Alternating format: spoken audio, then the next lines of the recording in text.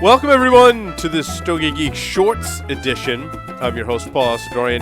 I'm joined here in studio with Mr. Todd Lascola from the Havana Cigar Club. Welcome, Todd. Thanks, Paul. Nice to have you in studio as usual. On the lines via Skype, we got Mr. Will Cooper. Hey guys, how's it going? Good, Will. So just so everyone knows, we've done several of these Stogie Geek shorts. I think we just kind of solidified the name. Just so you know, there are about 5 to 10 minute segments where we do something that doesn't necessarily fit inside the show. So we interview someone at an event, or we feature a particular cigar that we want to talk about, and we do that in 5 to 10 minutes. You can view the video versions in our normal outlets such as Blip TV or YouTube. You can listen to the audio versions of these Stogie Geek shorts on the Stogie Geeks audio feed that is published in iTunes and other podcast catchers. So now that I've kind of set the stage, we formalize it. It's called Stogie Geek Shorts. We're going to feature on this Stogie Geek short La Palina Black Label, and Todd and I are smoking the Toro size. Correct. I don't know if we have. I don't know if we have a cigar cam set up. I'm going to hold that up for this camera right here. This is the La Palina Black Toro, and Mr. Will Cooper on cigar-coop.com has done a review of this cigar, so we can learn. Are you smoking the Toro also, it looks like? Will looks like you're smoking the Toro. Oh, Petit Lancero. Wow, Nice. that's what happens. You get that close to a camera. That's cool. So Will, of course, has done a review where you can learn more about the cigar than you probably ever wanted to know about a particular cigar. He's got a fantastic write-up on it. I'll focus a little bit on the blend profile as we smoke through these. The wrapper is Brazilian Bahiano. That's Brazilian, not Italian. Yes, we know lots of Italian people whose names end in I-A-N-O, yes, right? Including mine, yes. Yes, yeah. Including mine. It ends in a vowel, but not Italian. Brazilian Bahiano. The binder is Dominican Republic and Nicaragua. So does that mean is there a double binder on this cigar, Will? Yep. Okay. Yes. Double binder. The filler is Dominican and Nicaraguan. Not really telling us much beyond that. And this is made so La Palina is made in, or just this particular cigar, all La Palina is made in Dominican Republic at PDR Cigar Factory? Yes. Well, yeah, this one and the classic is. Yes. However, the El Diario line is coming out of Races Cubanas, and the Goldies come out of El Titan de Bronce. So, Will, you've done a full review on this cigar. So what makes the black label unique from the other La Palinas? When I talked to Bill Paley back in 2013, he was still looking for, I would say, a full La Palina into his portfolio. Bill Paley is the person who owns La Palina. His grandfather actually founded the company. He resurrected the brand. So Bill was looking for really that fuller cigar to kind of round out his portfolio. He had worked with Abe Flores at the PDR Cigars Factory on the classic, and he had a real good working relationship with him. So he went back to Abe and said, hey, how about we kind of work on something to make this a more fuller cigar? Now, Abe is known to work with Brazilian wrappers a lot. The Bahiano wrapper, I don't know what type of leaf it is, other than that's the region it comes from. And I think he succeeded in doing that. This is not going to be a full-strength nicotine bomb, but it definitely is going to have a lot of flavor.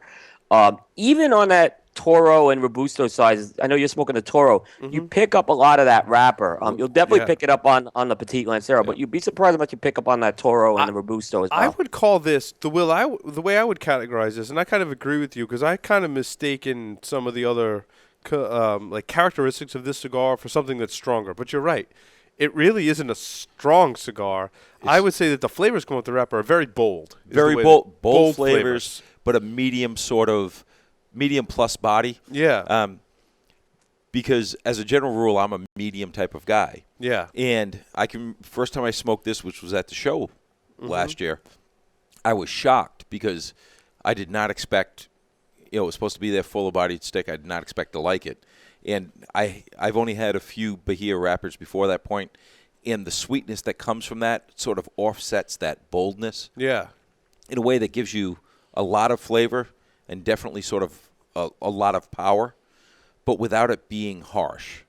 Yeah, or really like high nicotine. You don't get like a high nicotine. You don't get that kinda, nicotine rush. Yeah, that's really cool. That's a great, a great way to blend a cigar like that. and I think somewhat unique in that it's bold but not too strong. Which I was kind of surprised when I first started smoking it.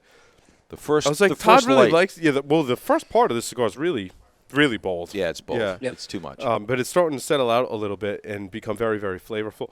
Excuse me. So I think that's really and really and I've cool. smoked the Robusto, which is actually probably my preference Okay. size-wise. Is that a little larger ring? A little bit larger ring, so it just mellows it I was going to just say enough. knocks back that boldness probably a notch. Just enough to work for me. That's really cool. This Yeah. comes in a number of And- different and- sizes. So we talked about the Robusto, which is a 5x52. Will's smoking the Petit Lancero at 6x40. Todd and I are smoking the Toro, which is a 6x50, and they've got a Gordo 6x60 in there for good measure. Yep.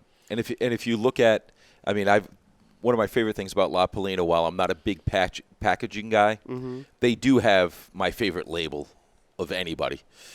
Love that label. I just Yeah. love that elegant, classy. sort of classic, old school type of label. Yep. And Will, had you had the True Maduro La Palina much? Or I have. That's the one with the San Andreas wrapper. yep. What were your That- thoughts? I liked it in certain sizes better than others. Now, they came out with a Petite Lancero in that one. I thought I had a little too much wrapper. Yes. But when I went to some of the bigger rings, I got some more of that sweetness off the San Andreas wrapper, balanced out with some of those other tobaccos in there. So that's one where I actually preferred some of the bigger rings with that one. Yeah, because I was never a fan of the Maduro. I do like the El Dario line very Love much. the LDRO line. I very much like that line. But this was the first one. As I said, I wasn't a big fan of the Maduro, but this Bahia wrapper is really just a lot of flavor without it being, that heavy nicotine and that heavy power at the end of it. So you get the flavor, and then you almost get to relax for a second afterwards. It's to me, it's good. It's as much of a full flavor stick as I will do, but it's a phenomenal little stick.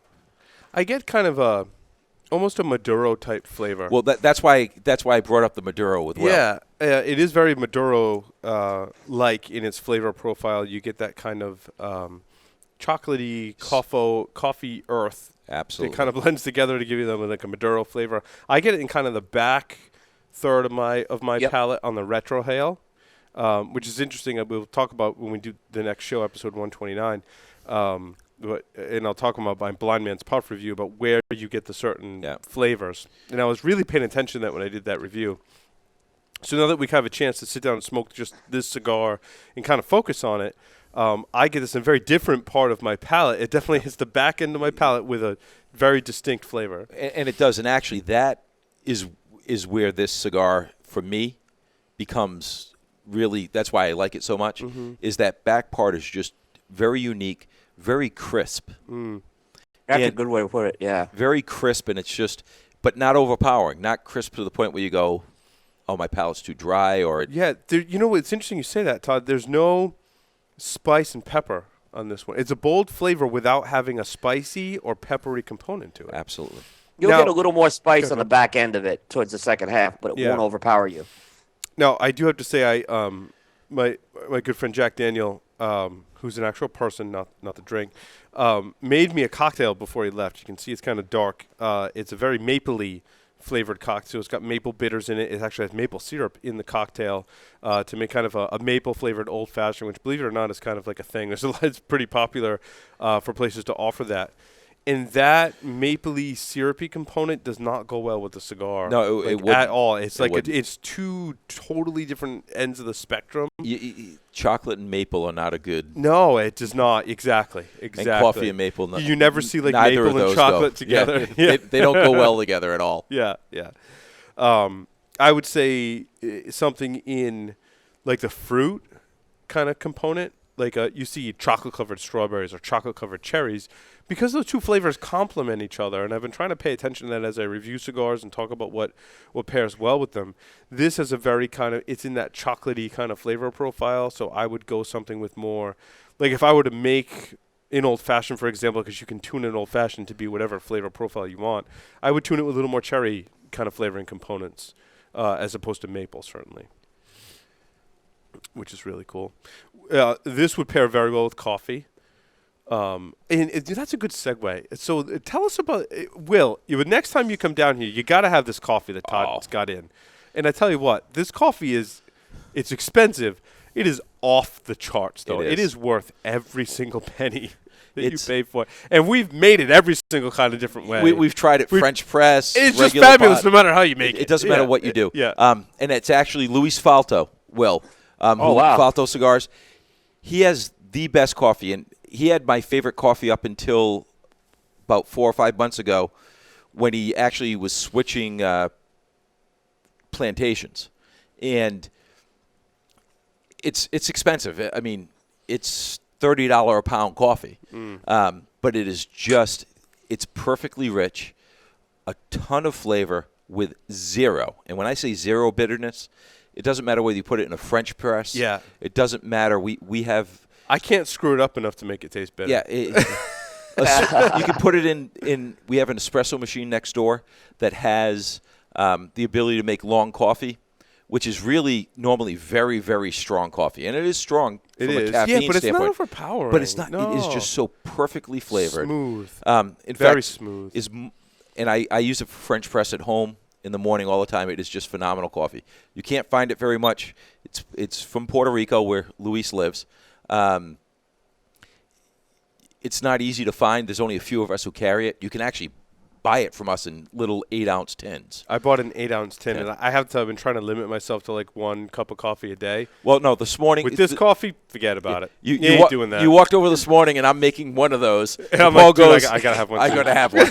Like, okay, I'll make. Because it's so smooth, though, it pairs with like any cigar. It's just like a perfect marriage. Well, next time you come up, it is the best coffee. I mean, as I said, it's pretty expensive. An 8-ounce tin is going to. Yeah, like what's the retail? $15 for an 8-ounce tin. As a member, it's about $13. Yeah, and we don't mark it up virtually at all. Right. I mean, just enough to cover shipping. Yeah. You've told me you like your margins. You're not. Yeah, we're not. It's not meant to be a margin. It's more for an attraction for people to come in. Havana Cigar Club right next door in Warwick, Rhode Island. And I mean, you can choose from a lot of different cigars in there. And this coffee's really, and I like that. I like it when the tobacconist has coffee like that to kind of pair with it because it's not easy. And obviously, Luis is a very good friend.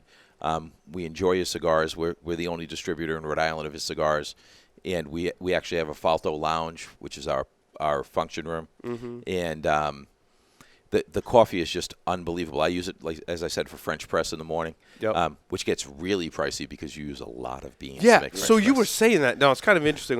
Well, I know we're deviating to coffee here. I know you're a big coffee person too, but so I made it in my French press here in the studio, and I made it with, so my grinder, I said it's like 4 cups, and I gave some to Todd and John, the manager of Havana Cigar Club next door, and they were like, it was kind of weak. So I upped that to 5, and then I still noticed, and I upped it to 6. I think I upped it to 6 today, and filled my French press up with all the water all the way. Yeah. And it was perfect. But that uses a lot of coffee. It uses, I mean, especially in those little 8-ounce tins. Yeah. I make a good sized cup of coffee in the morning.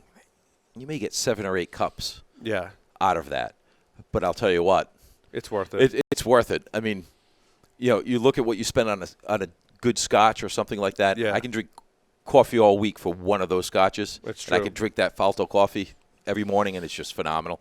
When I come down to the club, there's nothing better than going in there and doing that. Yep, for sure. There's a lot of coffees coming out, and that's you've seen a lot of cigar companies doing the coffees right now. So that's a big testament, Todd, because I'm sure you're seeing a lot of this Absolutely, right now. And I know Fratello just came out with one which was supposed to have some of, which was supposed to be very, very good. But I mean, you're talking about the best Puerto Rican coffee that you can find. It's not even available in the States unless you get it through Falto. It is just it's phenomenal. Luis, fortunately, being a well-established person in that area, went from the second best fields to the best fields in Puerto Rico, and it's just to make absolutely phenomenal. Yeah, that's interesting. So back to the cigar. Excuse me, Will, was there anything more you want to add about the La Palina Black Label? One thing is the boxes are a really nice presentation on these boxes. They're just very elegant. They're very they're sleek. I mean, so if you're going in and this is definitely a cigar, you should consider, making a box purchase if you like this flavor profile. But it's just a really nice box to take home. When you see that box in person, it just really shines and stands out. Very cool. Todd, you chose this cigar for tonight. Was there anything else you wanted to add on? Well, I mean, I think because it's one of those unique cigars, it's going to fit a lot of flavor profiles. Somebody like me who's a medium, somebody like you who's a little bit more full. Yeah, you're right. It appeals to both. It appeals to both because it has a lot of flavor. Yes, I'm not smoking this in the morning, but it has a ton of flavor, and it doesn't overwhelm me with that nicotine or any of that spice or pepper, which is not necessarily usually in my flavor profile. And it's a really unique cigar. It's relatively new, so a lot of people don't know about it, and that's why I wanted to pick it, because it was really something very unique here. Yeah. Will?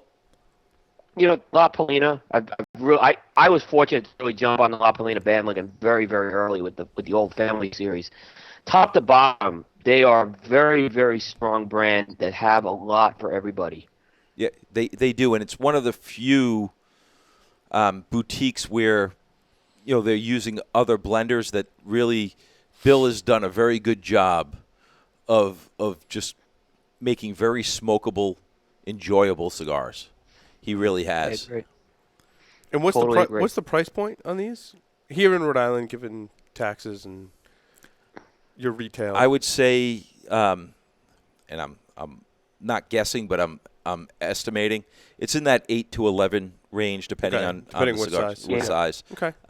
In Rhode Island, and it really is a quality stick, and you haven't had a chance to see the burn, but early on, this cigar burns perfectly all the way through. I haven't had to touch it up once. Yeah, you don't have once to you get it going. You don't have to touch it up. The ash is a firm ash. It will carry. I mean, I got rid of mine at about an inch because we were got rid of mine on my lap about a minute ago. So no surprise there. Yeah. Keep with tradition. Yeah, it keeps with the tradition. It keeps with the hat. So we're good. With the hat.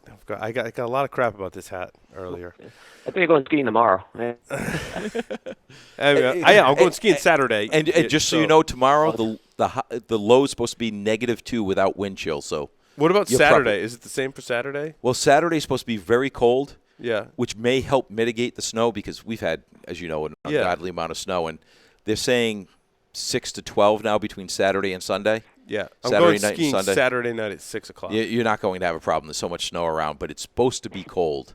I mean, you've got a high Saturday of 19. Awesome. I'm going to dress warm. And it's supposed to be windy because of the blizzard-type conditions, so it's not going to be fun. It's our Valentine's Day outing, and when people ask me, what did you get for Valentine's Day, I can respond hypothermia. So, There you go. Nothing wrong with that at all. Well, that's been this edition of Stogie Geek Shorts. This is the La Palina Black Label. Very good cigar. I'm enjoying it a lot. I'm glad we got a chance to talk about it in depth. So stay tuned. We got a full episode coming up, and check out our YouTube channel, Blip TV channel, and iTunes feed for all of the Stogie Geek Shorts segments. So Todd, thank you very much. Will, thank you, Paul. as always. And thank you. We'll see you as next always, time. Will, great talking with you. You too.